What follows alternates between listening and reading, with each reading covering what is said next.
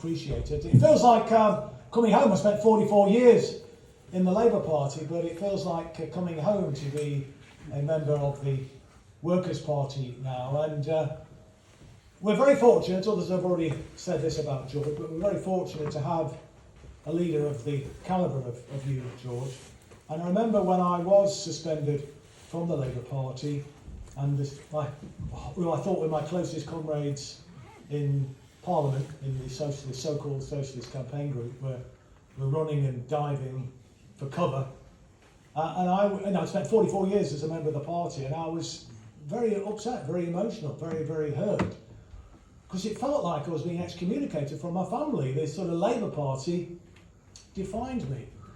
And Giorgio, I didn't really know. I'd been on your show a couple of times, but what I would say about George is he's a personification of solidarity. And George used his considerable platforms to make the case about the injustice that I'd been subjected to, and kept returning to it. He had a prominent show on Talk Radio, if you remember. Was it Talk Radio or Sport Radio? Talk Radio, yeah. With a big listenership, and it was very emotional, I've got to say, listening to George speaking. I mean, we're also fortunate because, in my opinion, George Galloway is the best orator in the world, actually. Everybody who saw him taking on those senators in the States is, if ever you're feeling down, just Google that, that'll lift you up again. It's absolutely brilliant. But, George got people ringing in, and it was a really, really emotional. And that's the sort of solidarity that, we should all aspire to, isn't it? Not be running for cover, not be ducking and diving, and, oh, Chris, we're really sorry about what's happened to you, but you can't really come to the Socialist Campaign Group meeting tonight because it's the Socialist Campaign Group of Labour MPs. That was what the response I got on the day I was actually suspended. So it was, that juxtaposition of the solidarity from George compared to the way in which the so-called Socialist Campaign Group of Labour MPs responded. I mean, it couldn't have been more different. So it's wonderful to be part of a party which I believe is indeed going places. And, politics is broken, isn't it, in this country? That's the problem. All the political parties, all the mainstream political parties really represent the same thing. They're all into neoliberalism. The kind of economic agenda is neoliberal. They're all enthralled to the military-industrial complex, to the war machine. And so there'll be no difference, if Labour gets in between Labour and the Tories, then there'll just be some tinkering at the edges, so there'll be no real difference. And people are crying out for change. And there's no point looking to Labour MPs to try and deliver some of that change. I mean, and Peter, made the point, they're all careerists. You're absolutely right, Peter, they are all careerists. And I was stunned, I was shocked, I couldn't believe it. I thought I'm just a bricklayer from Derby. Why is it falling to me to be leading the charge on some of these really important issues? But I remember saying when we were trying to democratise the Labour Party that being a member of Parliament isn't a job and it ain't a career. And when you start to treat being a member of Parliament as a job or a career, you start to make decisions based on what's good for your job and what's good for your career. That's why none of the Socialist Campaign Group came to my support, or indeed anybody else's support for that matter. People like Ken Livingstone, the man who in the autumn of his life is seen as a social pariah, is now suffering with Alzheimer's, and is not in a good way. For somebody who probably did more in public office to advance the cause of anti-racism than anybody else, to be ostracised as some sort of bigot, as some sort of racist, is absolutely despicable. Absolutely despicable. When I defeated the Labour Party in the High Court after I was suspended for a second time and it was ruled unlawful, we used the costs that we won back from the Labour Party that we'd already raised to set up the Left Legal Fighting Fund, and we defended and supported Ken to try and get that appalling decision of the EHRC that was made against him, which was used against him and a woman called Pam Bromley to basically hang the label on Labour that it was kind of, an institutionally anti-Semitic body. Complete nonsense, of course. But Ken had nobody was coming to see him. None of the people that, none of these prominent individuals that had really, hung on Ken's coattails in the past were offering their support and solidarity. He cut a very pathetic figure, an isolated man. And it really grieved me to think, well, God almighty, I'm the only person that's kind of, showing this kind of level of solidarity to someone who is an icon, who's an elder statesman of the Labour movement. And, for somebody who's done so much, given so much, to be, isolated in that way in the latter years of his life, it was utterly shameful. And it says a lot, really, about the people in the Labour Party in particular who didn't actually give their support to Ken.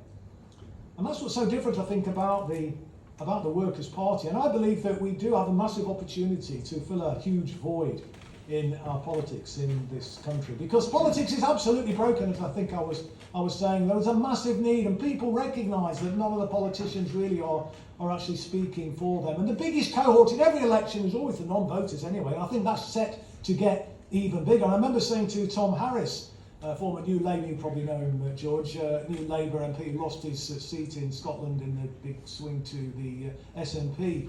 And I used to get on with a lot of these right-wingers, believe it or not, in the 2010 to 2015 the Parliament. And I was saying, look, what we need to be doing is giving people a reason to vote.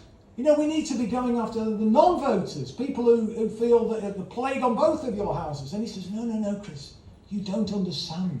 He metaphorically patted me on the head and said, the thing about non-voters is, Chris, they don't vote, so don't bother wasting your time on them. So that's the cynical attitude of people in the Labour Party. And they celebrate the fact that they don't really represent the working class anymore. I remember being at the Parliamentary Labour Party meeting after the 2014 local election results when Ed Miliband was still the leader. And we'd had quite a good result, but they were celebrating the fact that a lot of the support was coming from, they claimed, middle class voters.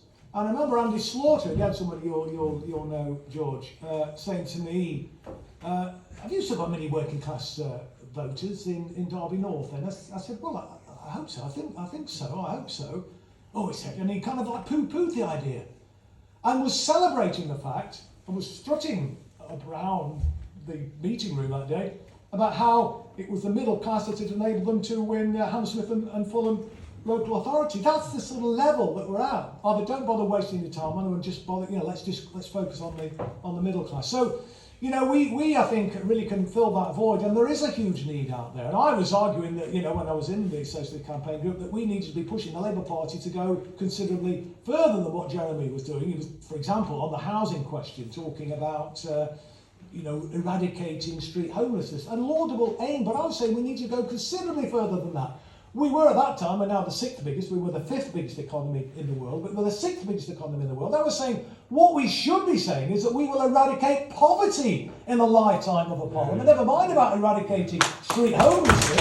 That should be the way and of course, it's not just pie in the sky, it's not just some sort of lefty kind of saying some kind of, I'm a dreamer, of course, I'm a socialist, but it's doable, it's absolutely achievable, because we do have the resources at our disposal. It's just a lack of political will, and that's where I think we come in, because we can offer that alternative, and we can set out, demonstrate how we can actually deliver this change, address the housing crisis, eradicate the housing crisis, eradicate the poverty which blights so many lives in this country, deal with the fact now we're outside the European Union and not fettered by state aid rules. We can use the ability of the British government to ensure that we support British industry, because, look, when I left school in Derby, there was 120,000 people working in manufacturing, around 20,000 people working in the railway, 20,000 working at British Allies, which has been razed to the ground now. Nobody works there at all anymore. 35,000 people working at Rolls-Royce alone. Most of those jobs have gone.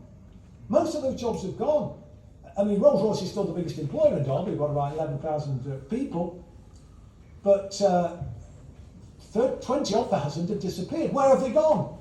Well, back in the day, John Maynard Keynes made a speech in 1930 saying that my grandchildren, i.e. George's and my and Peter's generation, will only be working, his grandchildren's generation, will only be working 15 hours a week because of the march of new technology. Well, new technology has come, but it hasn't delivered us a 15-hour working week, has it? I mean, people are working longer than they've ever done now. Working like in the United States of America, working class people often are having to work 2 or 3 jobs just to try and make ends meet. Well, we could change that, couldn't we? We could say we are going to make technology be our servant, not our master. I mean, one of the things I used to argue, and still argue today, is that we should become 21st century Luddites. Because all the Luddites were saying is they weren't against new technology, they were saying we should use technology to our benefit. It should be our servant, not our master. So that's what I think we should be arguing for. We'll have a proper industrial strategy, the way we will support British jobs here and making sure that there are opportunities and that we stop companies offshoring jobs to low-wage economies and we keep the manufacturing jobs, for example, here in this country. We can actually address the crisis in our public services as well. They're in meltdown, aren't they? There's a massive social care crisis in the country. We need to deal with that. The National Health Service, I think Bob Gill's here. If people haven't seen his film, Dr. Bob Gill, the great NHS heist, talks about how it's well worth watching if you haven't seen it, and spread it around, because they're totally destroying our National Health Service. They privatised it, a vast bulk of it, and Bob will give you chapter and verse on what they've done. We need to be reversing on that. Who's offering that? Nobody is offering that in the mainstream. The Labour Party's ruled out any renationalisation if it's somehow, it's unaffordable. What a load of nonsense. Unaffordable? It's easily affordable, apart from the fact that, we're having a debate about modern monetary theory at some point, but, we are a currency issuing government, so we can never run out of money, but that's an issue that we'll return to. But just look at it. I mean, the water industry, for example, I got the House of Commons Library to do some research for me, and this was in about 2018, I think it was. And it showed, I can't remember what the figures were now off the top of my head, but it's something like they'd made about £24 billion in profit since privatisation. They'd paid about a few hundred million only in corporation tax, but paid out something like about 22 billion in dividends in shareholder dividends.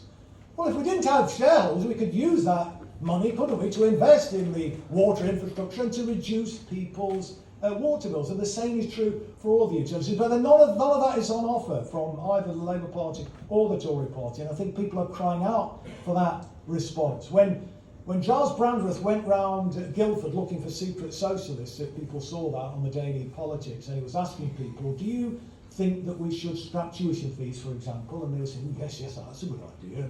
Do you think we should make the National Health Service properly run for the public, by the public sector, and throw out the privateers? Oh yes, that's a good idea.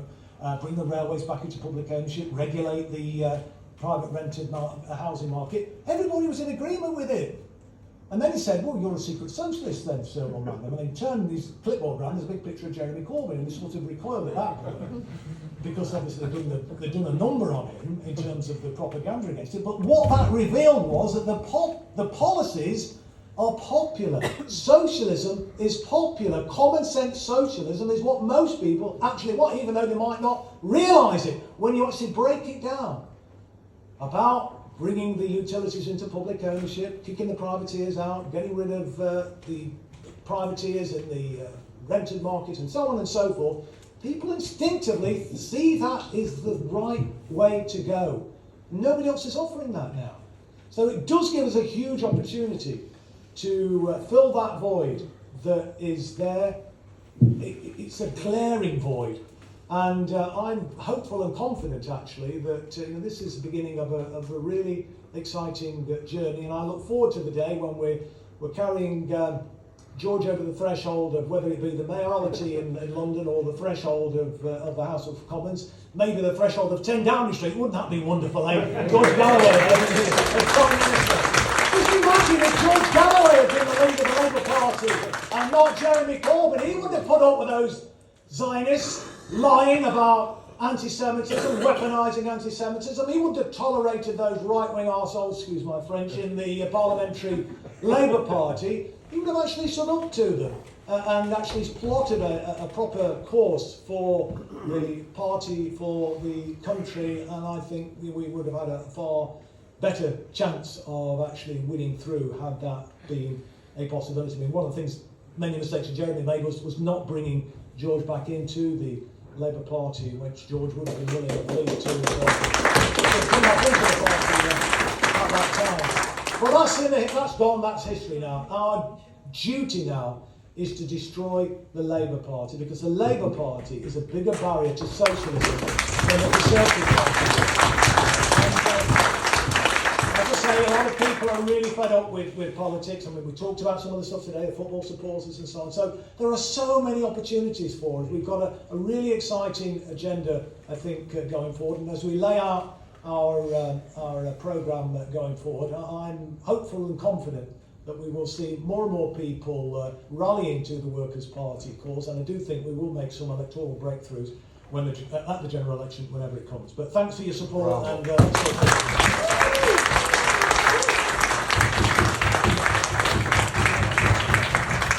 Well, there you see the breadth of our new leadership, the international